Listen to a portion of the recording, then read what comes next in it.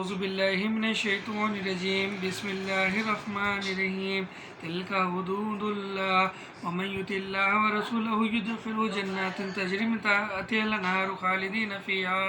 व ज़ालिकल फौज़ुल अज़ीम।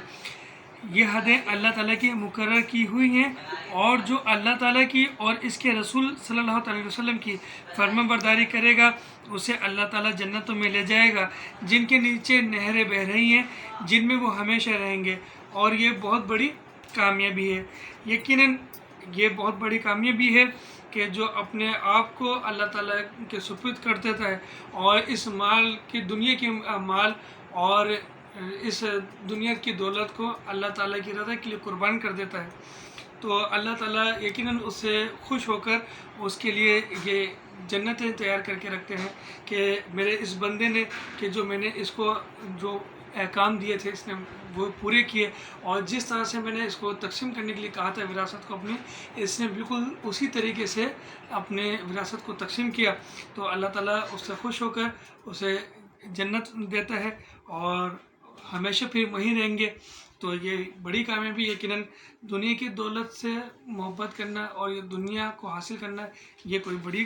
कामयाबी नहीं है। और जो शख्स अल्लाह ताला की और इसके रसूल सल्लल्लाहु अलैहि वसल्लम की नाफरमानी करे और इसकी मुकर्रर हदों से आगे निकले उसे वो जहन्नुम में डालेगा जिसमें वो हमेशा रहेगा। ऐसों के लिए रुस्वाकुन अज़ाब है। अब इस आयत के ऊपर वाली आयत के ये बरअक्स है, यानी कि इसके उलट है कि जिस तरह से अल्लाह ताला ने अपने अहकाम को पूरा करने वालों के लिए जन्नत तैयार की है, तो इसी तरह अपने नाफरमानों के लिए जहन्नुम को तैयार कर रखा है और वो हमेशा वहीं रहेंगे और उनके लिए ये रुस्वाकुन अज़ाब होगा। वल्लाती यातीनल फ़ाहिशता मिन निसाइकुम फस्तशहिदू अलैहिन्ना अर्बअतम मिनकुम फ़इन शहिदू फ़अम्सिकुहुन्ना फ़िल बुयूति हत्ता यतवफ़्फ़ाहुन्नल मौत औ यजअलल्लाहु लहुन्ना सबीला। तुम्हारी औरतों में से जो बेहयाई का काम करें इन पर अपने में से 4 गवाह तलब करो। अगर वो गवाही दें तो इन औरतों को घरों में कैद रखो यहाँ तक कि मौत इनकी उम्रें पूरी कर दे या अल्लाह ताला इनके लिए कोई और रास्ता निकाले। यहाँ से इस आयत से अल्लाह ताला ने अपने तकरीर का उन्वान तब्दील कर दिया है। यहाँ से अल्लाह ताला हमें हमारी मुआशरती तरबियत करते हुए बता रहे हैं कि अगर तुम अपनी औरतों को बेहयाई के फ़ेल में मुब्तला पाओ तो फिर 4 मर्द को तलब करो जो गवाही दें इस बात की कि हाँ वो इस बुरे फ़ेल में मुब्तला हैं। तो जब तुम्हें वो 4 मर्द गवाह मिल जाए, औरतें नहीं हैं अभी इसमें शामिल, जिस तरह से अल्लाह ताला ने हमें बताया है हमें उसी तरह से अमल करना है कि 4 मर्द जो हैं वो गवाही देंगे तो फिर ये कानून इम्प्लीमेंट होगा कि फिर वो जो 4 गवाह अगर मिल गए और उन 4 मर्दों ने गवाही दे दी तो फिर अपनी औरतों को घरों में कैद रखना है, उम्र कैद, यानी कि जब तक कि उनको मौत ना आ जाए। ये अल्लाह ताला उनके लिए कोई और रास्ता ना निकाल ले। कोई और रास्ता से मतलब ये है कि अगर जो कवानीन बनाए हैं हमारे इसमें मुआशरे में जो कि अब यहाँ नाफिज नहीं है, तो शरई कानून जो अल्लाह ताला ने हमें बताया वो क्या है कि अगर शादीशुदा जो है वो मुब्तला हों इसमें तो उनको जो है रजम किया जाएगा, रजम की सज़ा दी जाएगी। और अगर वो कंवारे हैं तो फिर उनको 100 कोड़े लगाए जाएंगे। ठीक है। तुम में से जो 2 अफराद ऐसा काम करें इन्हें ईज़ा दो। अगर वो तौबा और इस्लाह कर लें तो इनसे मुंह फेर लो। बेशक अल्लाह ताला तौबा कबूल करने वाला और रहम करने वाला है। अल्लाह ताला कह रहे हैं कि तुम में से जो 2 अफराद ऐसा काम करें इन्हें ईज़ा दो। ईज़ा देने से मुराद यानी कि तकलीफ़ देनी है। और तकलीफ़ किस तरह से देनी है, जैसा कि मैंने अभी आपको बताया कि अगर शादीशुदा हैं तो उनको रजम किया जाएगा। रजम से मुराद क्या है कि एक गहरा गड्ढा किया जाता है, उसमें उनको उतारा जाता है, सर उनका छोड़ दिया जाता है, सीने तक के उनको रखा जाता है और फिर पत्थरों से उनको मारा जाता है। इसे कहते हैं रजम करना और दूसरे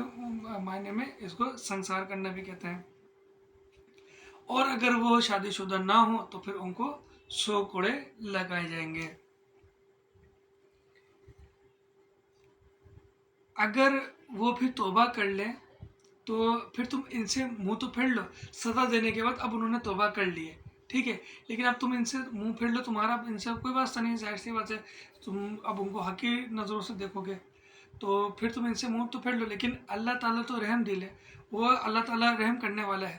تو انہوں نے تو اللہ تعالیٰ نے تو ان کی توبہ کو قبول کر لیا اور وہ توبہ کو قبول کرنے والا ہے۔ اللہ تعالیٰ صرف انہی لوگوں کی توبہ قبول فرماتا ہے جو باوجہ نادانی کوئی برائی کر گزرے، پھر جلد اس سے باز آ جائیں اور توبہ کر لیں تو اللہ تعالیٰ بھی ان کی توبہ قبول کرتا ہے۔ اللہ تعالیٰ بڑے علم والا اور حکمت والا ہے۔ اب دیکھیں یہاں پر اس آیت نے اپنی بات کو واضح کر دیا کہ اللہ تعالیٰ بھی صرف انہی لوگوں کی توبہ قبول کرتا ہے جو بے دیانی میں، نادانی میں یہ کام کر گئے ہیں، یہ بد فعلی میں مبتلا ہو گئے تھے اپنی کم عمری میں یا نادانی میں، یا بس تربیت اس طرح سے نہیں ہوئی تھی، یا کمزور تھے، کسی بھی وجہ کو ہم لے لیں کہ ان کا کوئی یہ مخصوص روز کا ارادہ نہیں ہے، وہ اس فعل میں مبتلا روز نہیں ہے، اور نہ وہ اس فعل کے عادی ہیں، اور پھر انہوں نے جلدی سے توبہ بھی کر لی، اس گناہ کو سمجھ کے توبہ کر لی، تو اللہ تعالیٰ نے ان کی توبہ کو قبول کر لیا۔ اور اللہ تعالیٰ ایسے لوگوں کی توبہ قبول کرتا ہے، نہ کہ ایسے لوگوں کی جو کہ اس گناہ کو مذاق کر کے توبہ کرتے رہیں۔ جیسے کہ اگلی آیت ہمیں یہ بات واضح کر رہی ہے، ان کی توبہ نہیں جو برائیاں کرتے چلے جائیں، یہاں تک کہ جب ان میں سے کسی کے پاس موت آ جائے تو کہہ دیں کہ میں نے اب توبہ کی، اور ان کی توبہ بھی قبول نہیں جو کفر پر ہی مر جائیں، یہی لوگ ہیں جن کے لیے ہم نے المناک عذاب تیار کر رکھا ہے۔ اس آیت نے واضح کر دی یہ بات کو کہ جو شخص اس گناہ میں مبتلا ہو، بالکل ہی مبتلا ہو، اور اس کا عادی ہو، اور وہ ارادتاً بھی اس کام کو کرے اور اس کے لیے پورا منصوبہ بھی تیار کرے، تو پھر ایسے شخص کی توبہ اللہ تعالیٰ کہتے ہیں کہ قبول نہیں ہوتی۔ اور اگر وہ بھی بستر مرگ پر پہنچنے کے بعد توبہ کرے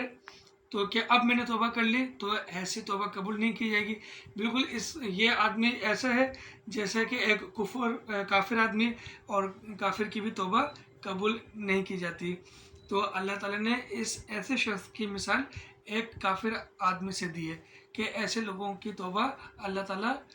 نہیں قبول کرتا۔ تو اللہ تعالیٰ سے دعا ہے کہ اللہ تعالیٰ ہم سب کو اس برے فعل سے محفوظ فرمائے، ہمیں بچائے، شیطان کی جال سے ہمیں محفوظ فرمائے، ہمیں سیدھے راستے پہ چلنے کی توفیق عطا فرمائے، اور ہمیں اپنی جسم کو اور اپنی روح کو پاکیزہ رکھنے کی توفیق عطا فرمائے، آمین۔